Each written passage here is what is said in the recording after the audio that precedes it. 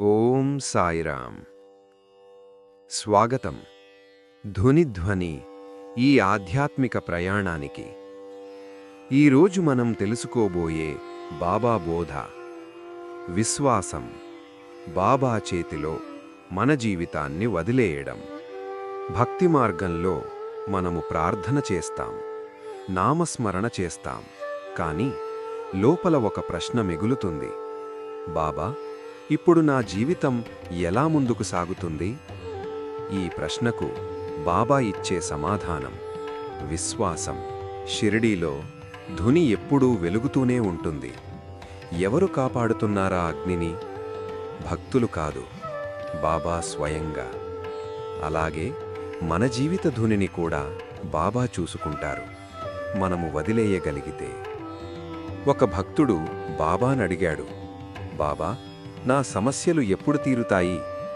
బాబా చిరునవ్వుతో చెప్పారు, నువ్వు నన్ను నమ్మిన రోజే నీ సమస్యలు నా సమస్యలయ్యాయి. ఇది హామీ కాదు, ఇది విశ్వాసానికిచ్చిన భరోసా. విశ్వాసమంటే ఏమీ చేయకుండా కూర్చోవడం కాదు, మన కర్తవ్యాన్ని నిజాయితీగా చెయ్యడం, ఫలాన్ని మాత్రం బాబా చేతిలో పెట్టడం. ఇదే శ్రద్ధ, సబూరి, సమర్పణ మూడింటి సారాంశం. ఒక చిన్న పిల్ల తండ్రి చేతిని పట్టుకుని నడుస్తోంది. దారి తెలియదు, భయం లేదు, ఎందుకంటే చేతి వదలలేదు. అదే నిజమైన విశ్వాసం. ఈరోజు నుంచే మన జీవితంలో ఒక మాటను నెమ్మదిగా అలవాటు చేసుకుందాం. బాబా, ఇది నీ బాధ్యత. ఆ మాటలో భారం కరుగుతుంది, ఆందోళన తగ్గుతుంది, శాంతి పుడుతుంది.